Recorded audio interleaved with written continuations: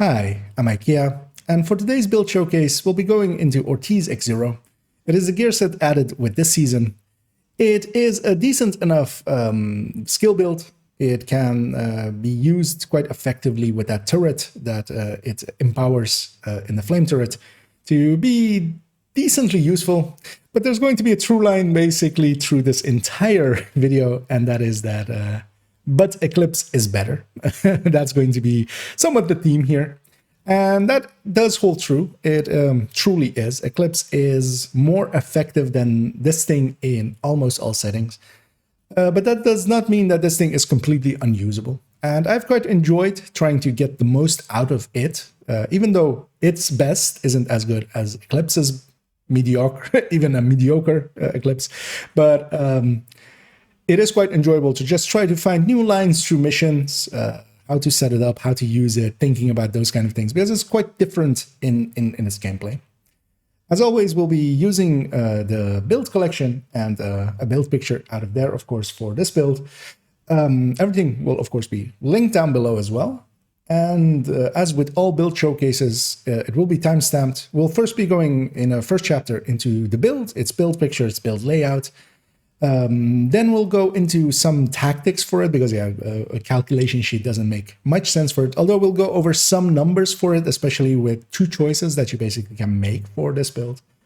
And afterwards, we'll take it into a second chapter of gameplay, and I'll have some servings of solo and group gameplay, as we'll take it through some open world stuff and some missions. And I will try to give my best insights and what I've learned so far playing it, and try to transfer some of that knowledge. As let's jump into the build. And here we are with the Ortiz Exuro set. I'll be calling it Exuro from now on, as just to make it easier on ourselves. As you see here, I have 5 pieces equipped. That's, of course, because one more piece is 25% better. Although, of course, this is, again, to show I saved the build like this, and we'll be going over 2 variants, especially with this build. And we'll discuss that in a second, and we'll go into those. First, to start off with the Exuro set and what it does.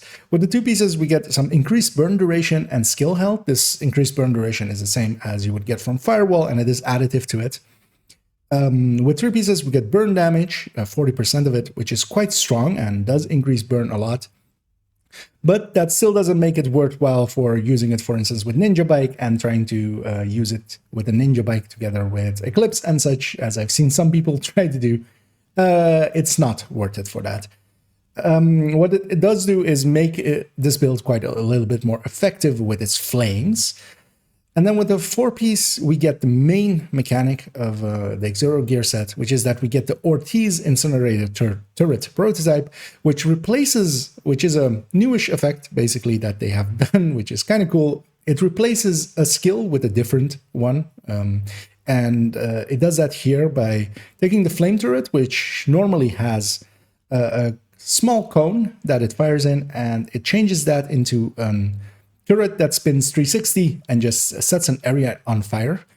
In mechanical effect for the game, what it actually kind of does is take it from that cone of the fire from hitting out into it. It, in effect, changes it somewhat into a hive, and it kind of has the properties of a hive as well, a stinger hive, for instance, in that it kind of needs line of sight to the enemy to work effectively. So placement of the turret is kind of important. As well with the 4-piece, it makes us immune to the incinerator turret's fire, which is kind of required because, it is spinning in a 360. It would be way too easy to murder yourself with this, especially with as we're running into here with glass. And a minor effect is as well, when the incinerator turret is disabled, it explodes. And what this means is whenever it runs out of charge, it will explode. Or when you deconstruct it, it will also explode. Once every 70 days or something, you might get one enemy with this. You might hit an enemy and do some damage to them. You likely won't kill them as well if it's on heroic. This is a very minor thing, but can maybe be used in some ways. Now to discuss why we are running 5 pieces, and that is that I have the build saved like this, and the way that I actually run it will be either I put in a load the build and then put in a val mask, as I have here, making it what is in effect the same layout as a glass eclipse, with the eclipse pieces replaced with Ortiz, or we will run it with the mask being with the Exuro set, and then we will take a BTSU, which is very much my preferred group set, as of course we'll be using then the BTSU. Let's discuss it in this layout. First, let's go over the backpack talent of Exuro, which is that as it states here, plus 25 weapon damage. In testing, this has been shown to be plus 25% amp to both your weapon damage and the ballistic skills. And the ballistic skills are, of course, the sniper turret, the assault turret, and the striker drone. Now, we are using the flame turret. We need the flame turret as well for this talent, of course. This is damage to enemies set on fire by the Ortiz turret. They need to be on fire for this to apply. It's not once they are set on fire and then go out, they will lose this effect upon them.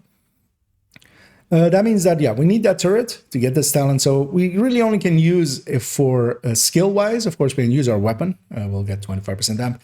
But we could actually pair this, and that is quite effective solo, to pair it with a striker drone, as that gets that same plus 25% amp to it, which is a pretty effective talent for that, and works decently well for solo play. As well, it increases our range, which is very handy, and that makes the backpack basically mandatory in here. In the build picture, we'll go over as well that we can put a Costa in here, and that can be a decent choice, but I don't think is as effective. And the other talent on the chest will be taking on all of the variants I'll be showing today, glass. I'm going with the Sacrifice Perfect Glass. It's brand bonus, of course, isn't really effective here, but of course with Perfect Glass we're getting, instead of 25% amplified output, 30%. We'll go in the build picture. I've prepared a little bit of comparing this to Golan, which will be the same as Electric. And we'll go over the numbers and kind of why I chose the Sacrifice. The other option, because yeah, this is of course technically a unicorn. It is a named unicorn. You would need it with status effect skill damage or status effect skill case, as I have it here. Instead, an electric piece is quite easier to find with normal glass, so I would recommend that for starting out, unless you have one at the ready. Then, of course, the BTSU, as we'll be using that mostly. The BTSU grants Hive, any Hive with skill haste if you have it equipped. So going with the BTSU, we're definitely going to go with a model of Hive. I'm going with the Stinger Hive just because it's damage model, of course. And what it does as well is that it has which is an overcharge mechanic. I usually call it a supercharge because it is group wide. Detonating a Hive refreshes your skill cooldowns. So we can use that to get the Hive, we can deconstruct the Hive to get our turret back, which is a major increase in our output, because one of the things with the Exuro turret, and actually, well, all the normal flame turret as well, they have a very long cooldown. And this build, of course, doesn't have much in the form of skill haste. We just have it on the mods. We don't have it on the, we have it on the mods and one miner, well, 2 miners actually, when we equip the BTSU. But of course, the gear set doesn't come with any mechanic really for haste.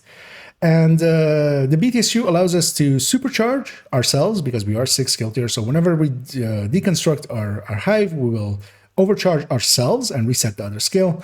And we will also, of course, overcharge all of our allies for 15 seconds. And that is a strong thing to do. And I feel the Ortiz fits better with this than an Eclipse generally does. Because in an Eclipse, you do want to run the Val most of the times. And yeah, then afterwards, after that 15 seconds, you go on to a 2 minutes cooldown, you and all of your allies that received it. The Val instead would, of course, give us a bonus tick to damage. I find it more useful to reset the turret every 2 minutes with this, letting us get a normal turret out, get our hive out, do some damage with it for longer rooms, especially once the turret runs out of its duration. Then we can supercharge, give our allies a supercharge as well in the fight and reset their hives, give them very strong skills for a little bit, and also get us instantly a fresh turret that is also overcharged for its 15 seconds of its duration, and you just toss that out and get some more damage out. So I find this a very effective way to use it.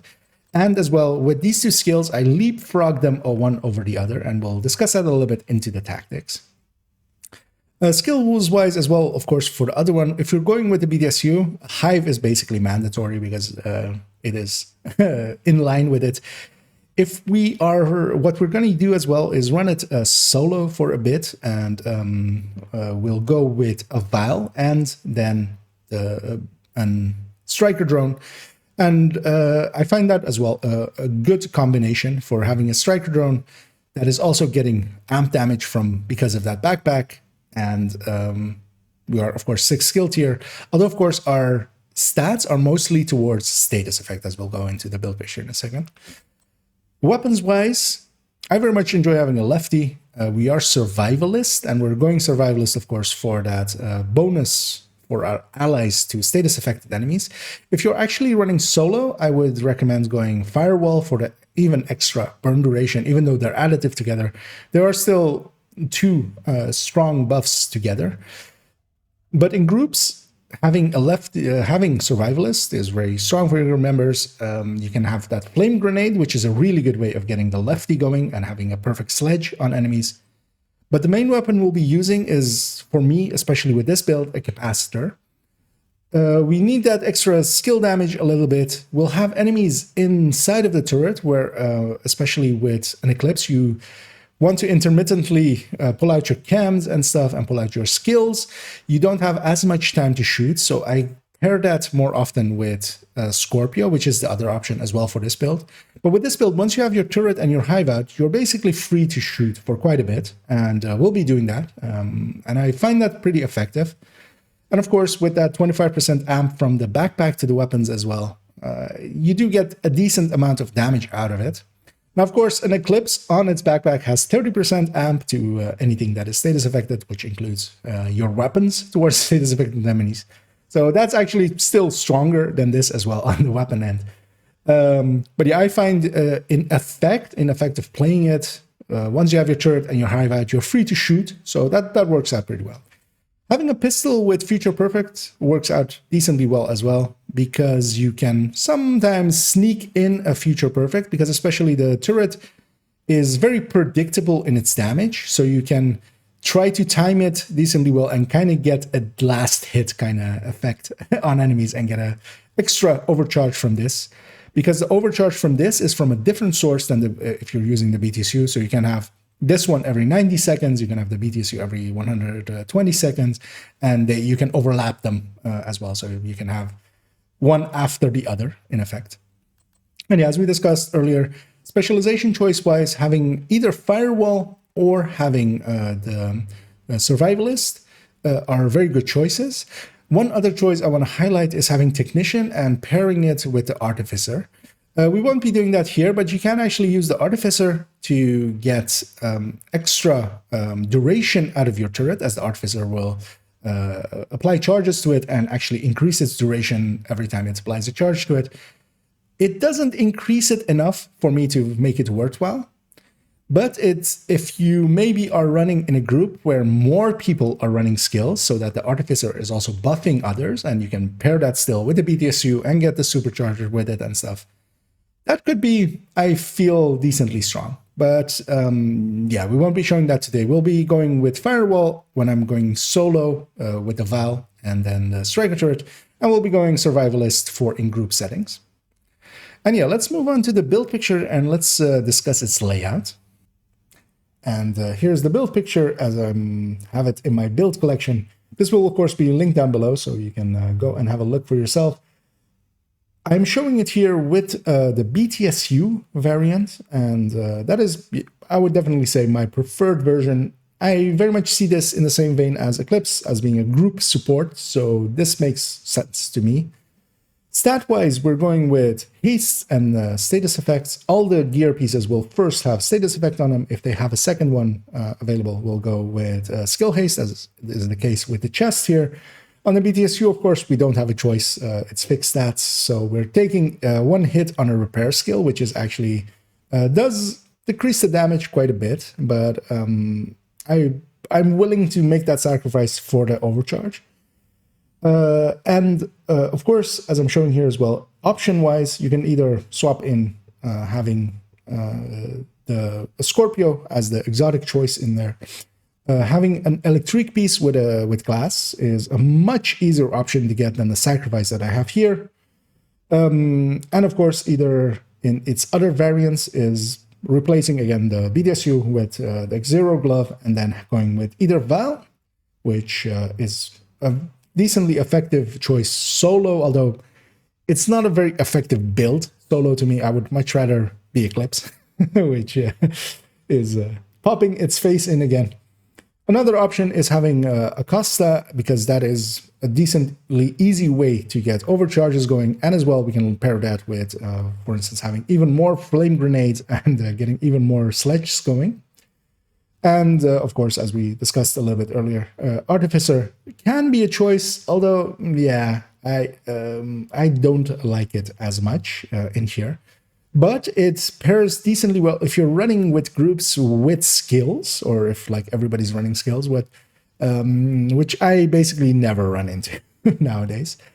We're going to scroll down here a little bit, and underneath the picture, actually, I have saved the damage numbers for the sacrifice chest versus golem chest, although of course the golem chest is the same brand bonus as with the electric. Of course, it's record on that one. Both of them, though, with skill damage status effects, so they're not the exact same that we have on the build here. But damage numbers wise, you will notice actually that the sacrifice, when we just have the BTSU active and don't have, for instance, the capacitor bonus, so in the case, for instance, where you would have it be together with a Scorpio, the sacrifice chest actually loses out by a tiny amount to the golem chest, and it is really a tiny amount. It's less than a K per hit. Although, of course, that adds up over time. If you're going to make that choice, you might as well go with the golem chest, except that, of course, once we add in the capacitor skill damage, it shifts the balance, and now actually the sacrifice chest wins. That's the reason I'm going with the sacrifice chest, because as well, we're doing 5% more on the weapon end. Even though that's not the biggest deal, I mean, why not at that point? As well as I discussed, when I'm going to run it solo, I'm going to run it with the striker drone, and that gets as well 5% more, because we're actually because we're all status effects on it. We're not actually that strong with that skill, because it is reliant on skill damage, and then we'll get a little bit more out of it.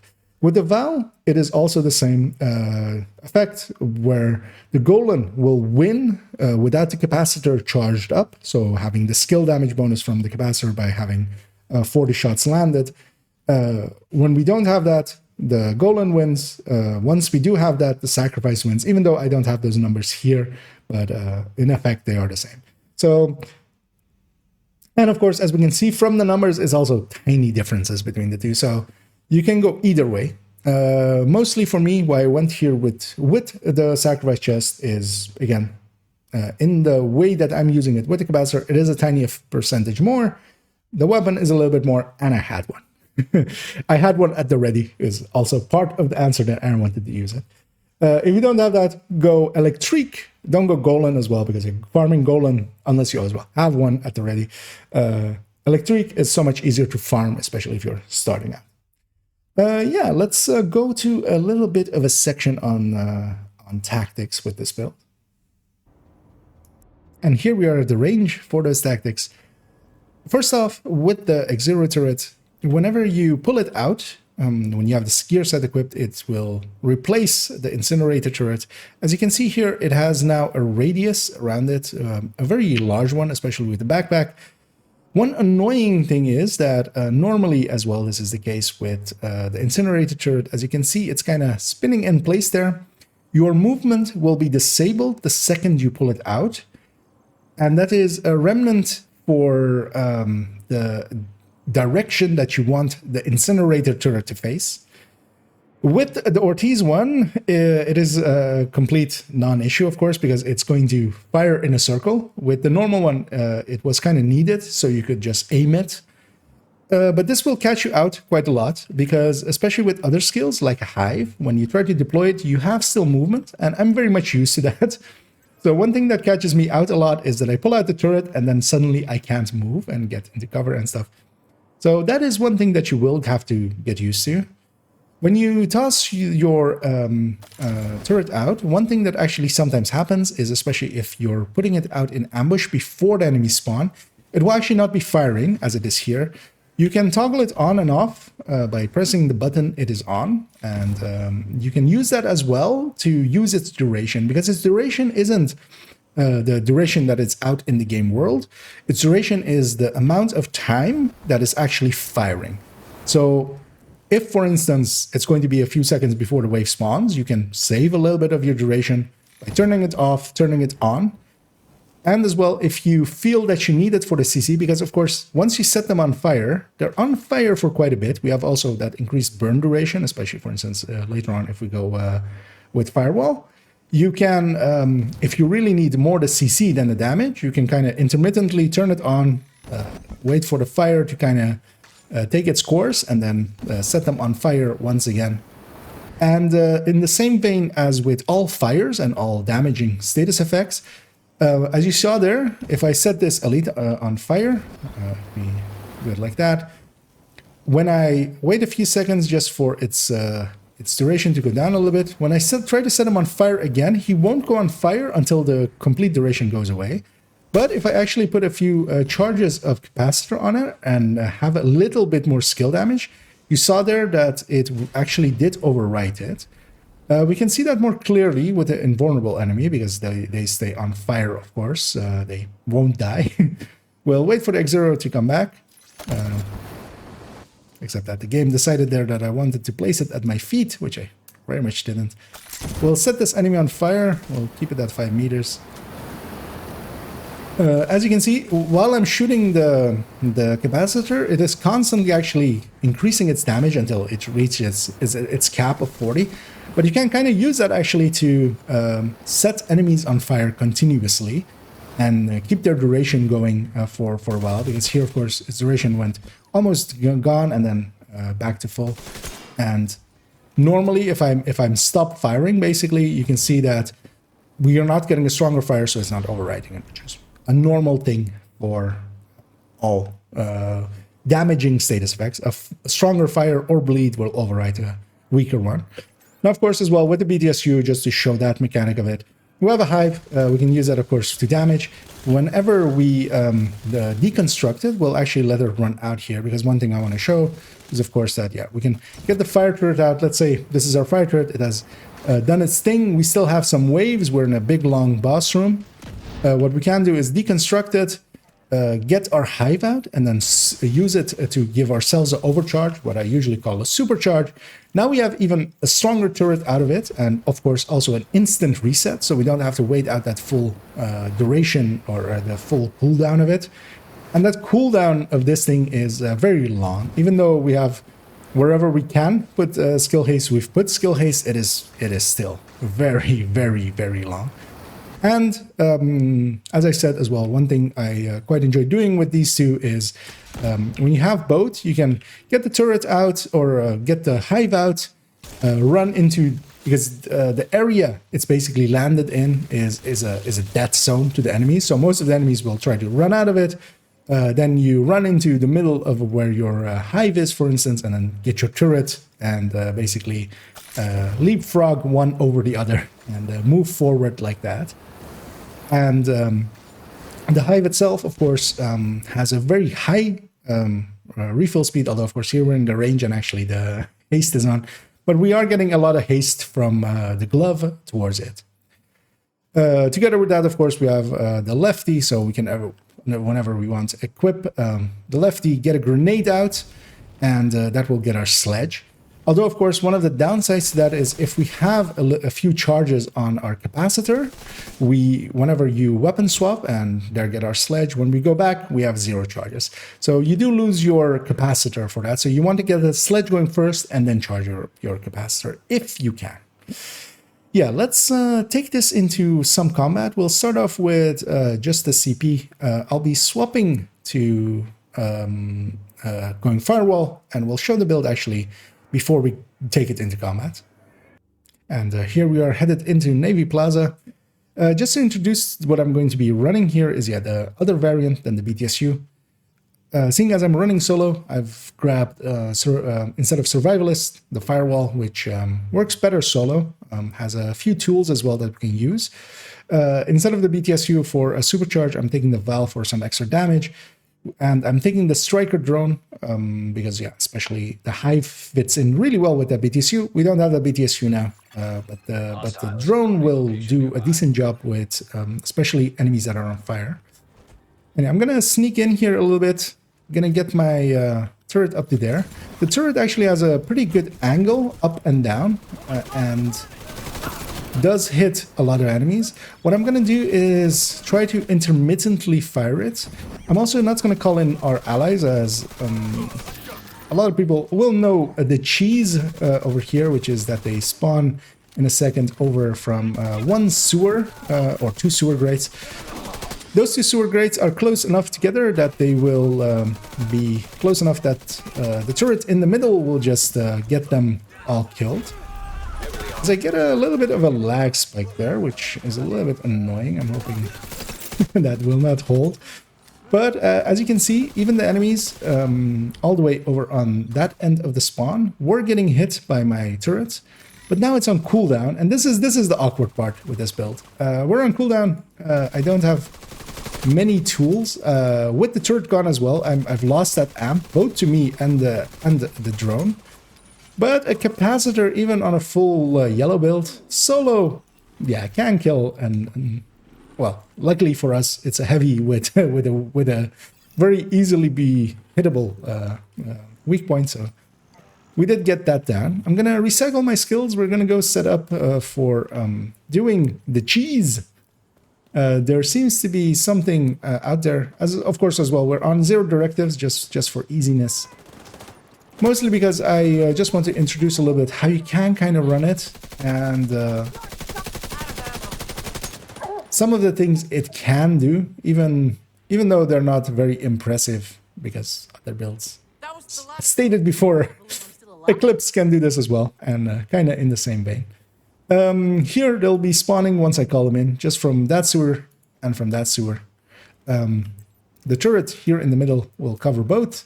And yeah, here we're out of combat, so yeah, when I toss out the turret when we're out of combat, it won't actually ignite right away. So sometimes you do have to pay attention. If you toss it out a few seconds before combat, then you can have that happen, that it isn't firing, so you then need to trigger it.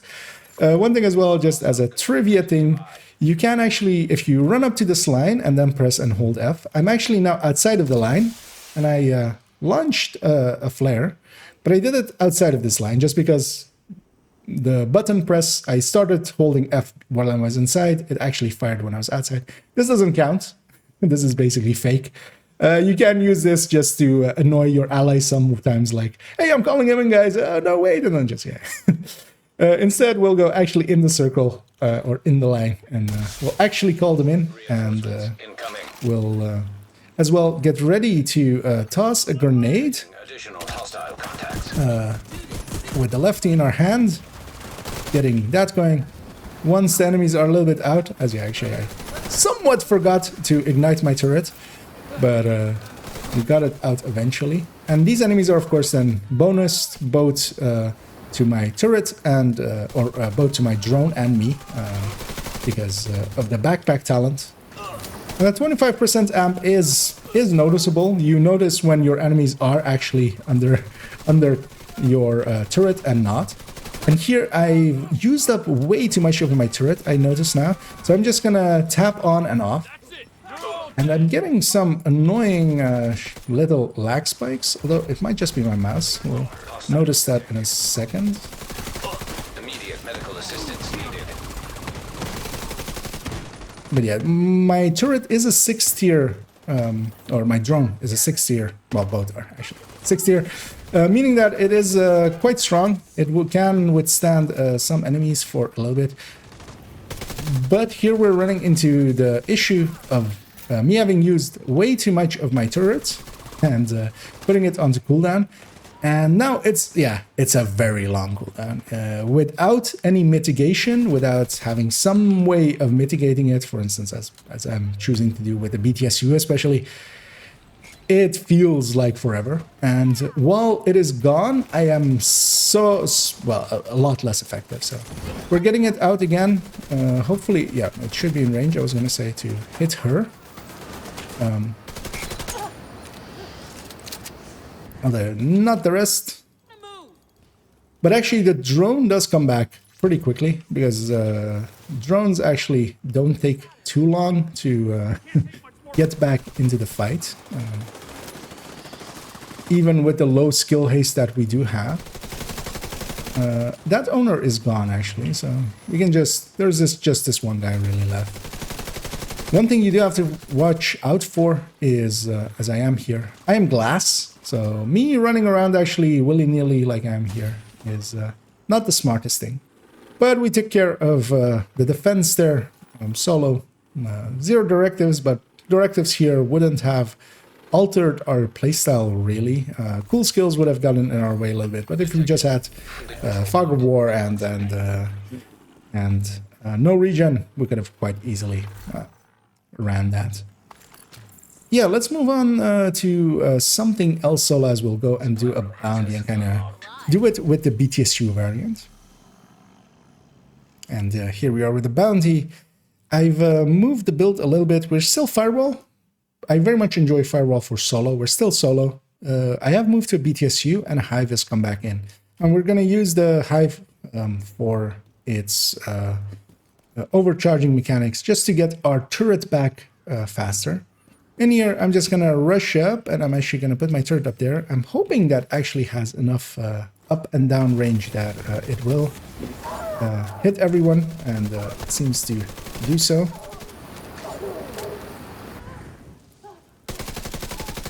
And of course, solo scaling is pretty easy. It's not very hard.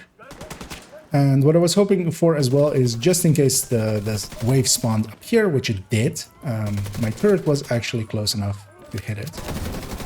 The vial added quite a bit of damage, around 80k per tick, to our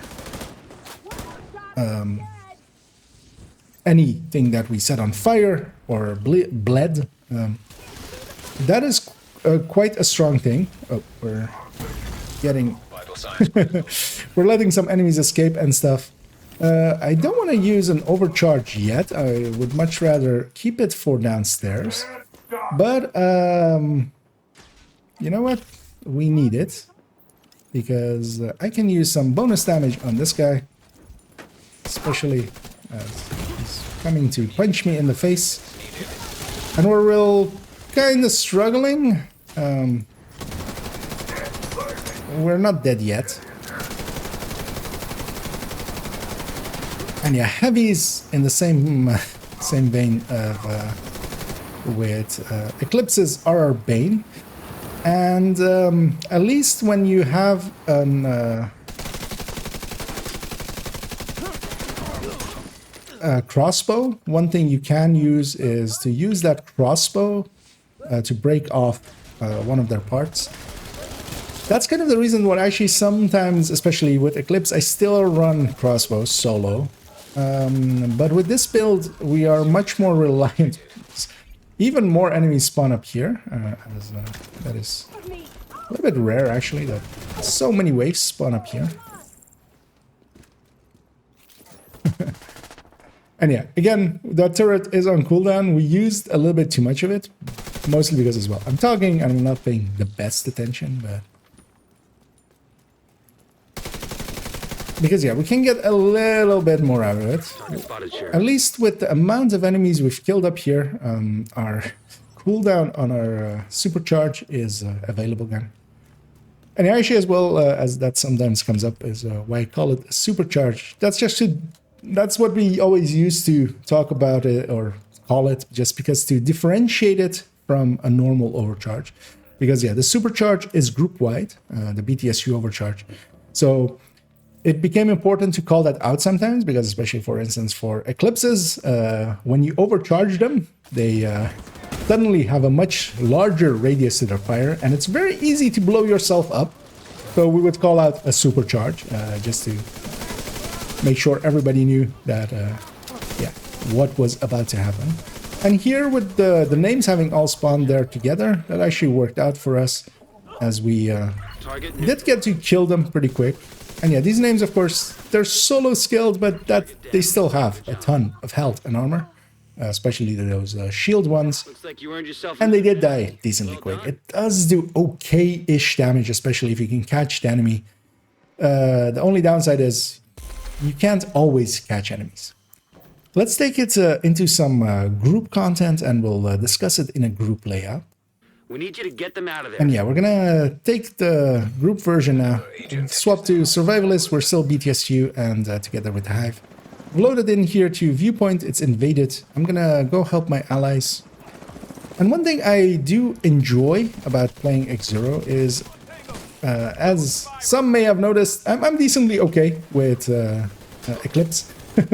Kind of know my way around it. I may have made a masterclass about it, so you would hope I do know a thing or two. And I very much have set routes for Eclipse in missions. Exuro requires me to rethink what I'm doing, and I enjoy it especially for that. So if you're kind of in the same boat as me, that may be a thing that you could do as well, but I wonder how many people are in the same boat. I would hope at least a few. Because yeah, I do enjoy, it is a different playstyle. It requires a little bit of different thinking. Your skills cannot go as far. As I said in the layout version, you can send the fire cam across a room. You can't send either the Hive or the turret here across a room. You have to kind of think about which waves you want to hit. Now, of course, that does mean that I'm relying on knowledge that I already have about missions to make those kinds of decisions. You won't have that starting out, but you can still be decently effective. Having especially likely done some of the New York or DC missions several times, you will kind of know where things spawn. Here, for instance, as well, I'm going to put my Hive on that end, and I'm going to go across, and I'm going to put my turrets on this end. I was hoping that they would spawn downstairs, but they didn't. The flames will not reach all the way upstairs. There is actually a decently strong height that the turret can apply, but it's not as high as we have here. But yeah, having those two skills, I'm using one, then the other, trying to catch one door here or one place there. I should have left my third. Actually, no, they're spawning upstairs. I'm gonna toss a flame grenade up. I haven't charged up my capacitor yet, so it's not a big loss. I'm trying to get especially the sledge to happen, basically. It didn't, so yeah, sadly it didn't. But of course, as well, in a group setting, you have allies. You're not alone. At least you shouldn't feel alone. Sometimes, of course, in groups, we still feel alone. I'm gonna actually leave my Hive back there. We're gonna outdistance it, hopefully, and that will let me without, or I will deconstruct it later. My turret is enough for this little bit. I'll go get this key chest as well. Hopefully my allies will notice that happening. My allies have weird skills. Well, at least on two of them. Or well, actually, just the shark trap is a little bit weird on one of them, and then the shrapnel trap on the other. Not much use skills, but they might likely be doing it for proficiency. Here's one of those places that, for instance, with an eclipse, I run out here, I send the chem across, and that will catch that wave on the other end. Here, all of the enemies will spawn in this area. So I'm just gonna try to get my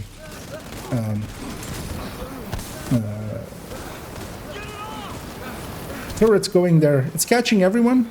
I'm sending my hive in as well, adding into the damage. I'm gonna wait for this next wave to spawn, which will come over the balcony, and then the boss will come out. Let's do this. And I'll try to put some shots into the boss. Even though I'm not super effective, I'll try to chain him and be useful. And I'll deconstruct my turret. And yeah, actually, when we deconstruct it, it explodes like that. Its explosion is not very large, so I haven't found a use for it, really. It's just, I've hit an enemy once with it and gone, hey, I've hit an enemy once with it. I'm gonna toss my hive upstairs, that's for a later wave. And not notice that my hive is on cooldown for this wave, which doesn't work out well for me. All this fire is from a friendly grenade, so I can actually push into here. System curtailed. And one thing I'm considering here now, I haven't tried this before. Oh, the system is curtailed. System But, restored. yeah. Why can't I... Is this ledge fake? It seems to be fake, actually, for skills. But yeah, that should maybe... Yeah, it is in the ledge. System disrupted. One thing with Technician as well, your skills, both of your skills would have Faraday effect. So you could use that to your advantage on Black Tusk. And Black Tusk is going to be the weakest faction, or the faction I'm going to be weakest against, because they will have Warhounds that don't catch on fire. They'll have heavies as well that are not something that my fire really does well against, or my hive.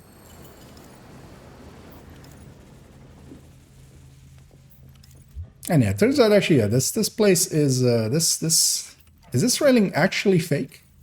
Yeah, it is actually fake. I was trying to get it on top of it to maybe as well hit the enemies on that side, but instead we learned that reality is what we make of it.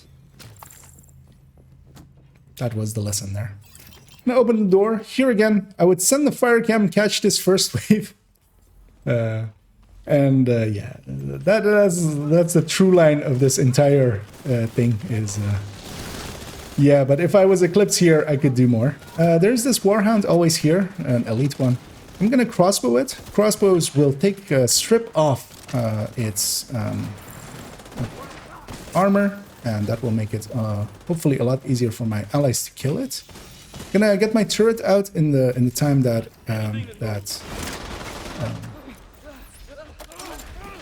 disrupt goes out. I'm gonna get my hive downstairs.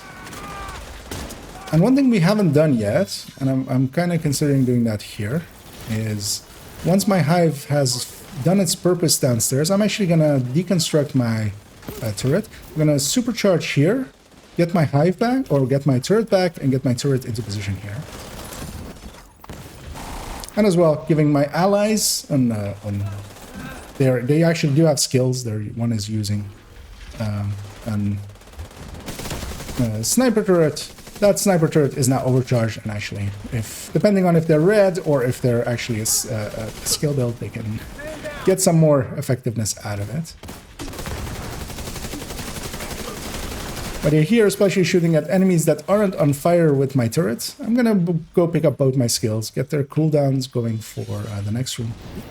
And the cleanup is mostly up to my allies. I'm actually gonna give them a quick inspect. That is not the greatest ongoing. That is a decent looking striker with Elmo. And that one, I'm gonna guess, is also a little bit for proficiency with their skills as well. I'm gonna leave that loot, even though it had a chevron in it. we'll just leave that 13 PFE there because that's of course what it's going to be. Because yeah, I want to keep up with my allies. I'm going to go get this chest. Now we're going to go and deal with this Black Tusk. Search that computer and pocket whatever useful data you can find. Here they have several spawns. I'm going to try and cover especially that one together with the one across. And for that, I'm going to just do that. I don't think it will reach all the way up. But in effect, the Exuro can kind of do okay, both damage and CC. And then we lead into the next sentence because yeah, I was about to say it, but let's just say it. Let's not leave it go unsaid. So, Eclipse would just do it better because yeah, I would, if that enemy was on fire with an Eclipse, I would have killed them. It would have spread to all allies nearby, and it would have murdered them. I'm gonna deconstruct my hive, do another supercharge because we can. And now my turret as well has a much larger area that it affects. And then I'm gonna follow that up with this hive on that end, as they're mostly spawning over there. This room is very much randomized in its spawns, so you can't predict where you're gonna have spawns.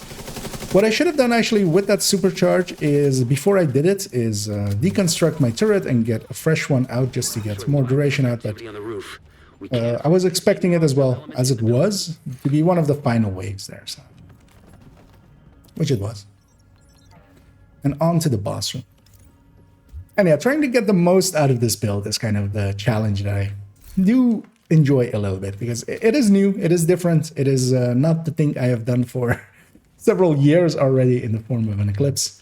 And yeah, trying to figure out, hey, where do I put my turret? Where do I put my hive? I like it. It's and it's effective enough. It can do the CC part of Eclipse mostly, especially if you know the spawns decently well. And together with having okay enough damage, but also in its damage, one of the complaints I do have about it, in its damage as well, it is less than Eclipse. I'm gonna put both skills onto both of these, or this group. This is always an all elite group in 4-man scaling, and is one of the more dangerous groups. They can actually be a hassle. I'm gonna pick up my turret again. With the turrets, with all turrets, when you pick them up, if you haven't used their full duration, you won't have the full cooldown. That can be used to get a shorter cooldown by picking it up early. But with how long the cooldown is, especially on the Exuro turret, even if you pick it up halfway, you're still looking at a 18-20 seconds cooldown. One thing I would love for them to change as well is that you could pick up the Exuro turret and just get the continued duration. And what I mean by that is if it has like halfway charge, if you pick it up, you don't get a cooldown, but then you instantly get to put it down again. But with the remaining amount that you already have, that would actually be more beneficial to this skill. And yeah, I'm trying to catch where the enemies are spawning. Here again is a place where it is not randomized, but it is somewhat, especially these waves. And there, my turret actually isn't firing. Please fire. Please save me. Please. And it does, although then stops. Oh, it's got disrupted. That's